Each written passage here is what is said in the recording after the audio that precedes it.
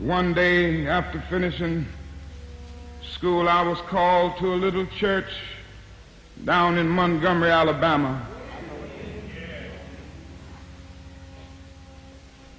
And I started preaching there. Things were going well in that church. It was a marvelous experience. But one day, a year later, a lady by the name of Rosa Parks decided that she wasn't going to take it any longer. She stayed on a bus seat. And you may not remember it because it's way back now, several years, but it was the beginning of a movement where 50,000 black men and women refused absolutely to ride the city buses, and we walked together for 381 days. Yes, sir. That's what we got to learn in the North. The Negroes have to learn to stick together.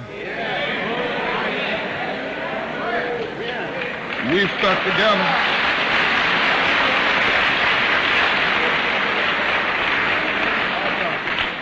We sent out the call. No Negro rode the buses. It was one of the most amazing things I've ever seen in my life. The people of Montgomery asked me to serve as the spokesman. And as the president of the new organization, the Montgomery Improvement Association, that came into being to lead the boycott, I couldn't say no. And then we started our struggle together. Things were going well for the first few days, but then about 10 or 15 days later, after the white people in Montgomery knew that we meant business, they started doing some nasty things. They started making nasty telephone calls and came to the point that some days more than 40 telephone calls would come in threatening my life, the life of my family, the life of my children. I took it for a while in a strong manner, but I never will forget one night very late. It was around midnight, and you can have some strange experiences at midnight. I had been out meeting with the steering committee all that night. And I came home. My wife was in the bed, and I immediately crawled into bed to get some rest, to get up early the next morning to try to keep things going. And immediately the telephone started ringing, and I picked it up. On the other end was an ugly voice. That voice said to me in substance, "Nigger,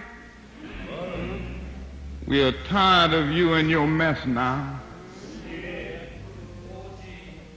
And if you aren't out of this town in 3 days, we're gonna blow your brains out and blow up your house."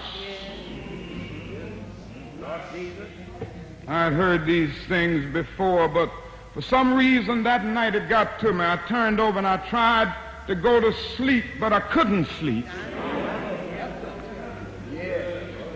I was frustrated, bewildered. And then I got up and went back to the kitchen, and I started warming some coffee, thinking that coffee would give me a little relief. And then I started thinking about many things. I pulled back on the theology and philosophy that I had just studied in the universities, trying to give philosophical and theological reasons for the existence and the reality of sin and evil. But the answer didn't quite come there. I sat there and thought about a beautiful little daughter who had just been born about a month earlier. We have 4 children now, but we only had 1 then. She was the darling of my life. I'd come in night after night and see that little gentle smile. And I sat at that table thinking about that little girl and thinking about the fact that she could be taken away from any minute. And I started thinking about a dedicated, devoted, and loyal wife who was over there asleep. She could be taken from me, or I could be taken from her.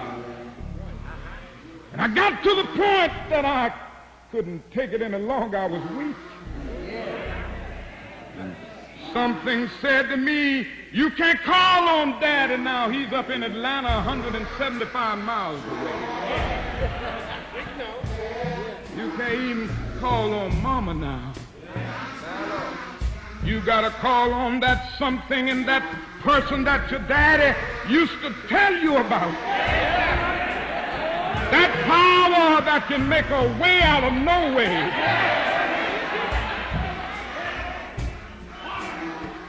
I discovered then that religion had to become real to me, and I had to know God for myself. And I bowed down over that cup of coffee. I never will forget it. Oh, yes, I prayed a prayer, and I prayed out loud that night. I said, Lord, I'm down here trying to do what's right. I think I'm right.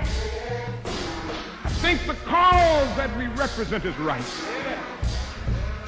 But Lord, I must confess that I'm weak now, I'm faltering, I'm losing my courage. Seemed at that moment that I could hear an inner voice saying to me, Martin Luther, stand up for righteousness. Stand up for justice.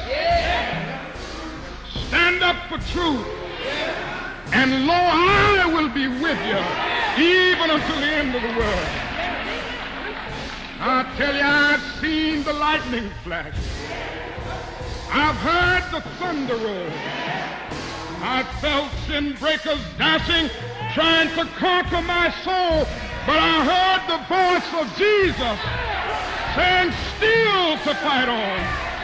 He promised never to leave me, never to leave me alone.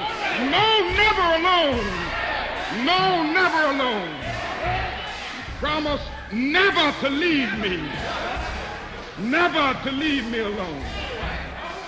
Sometimes I feel discouraged. And I don't mind telling you this morning that sometimes I feel discouraged. I felt discouraged in Chicago. As I moved through Mississippi and Georgia and Alabama, I feel discouraged. Living every day under the threat of death, I feel discouraged sometimes. Living every day under extensive criticisms, even from Negroes, I feel discouraged sometimes.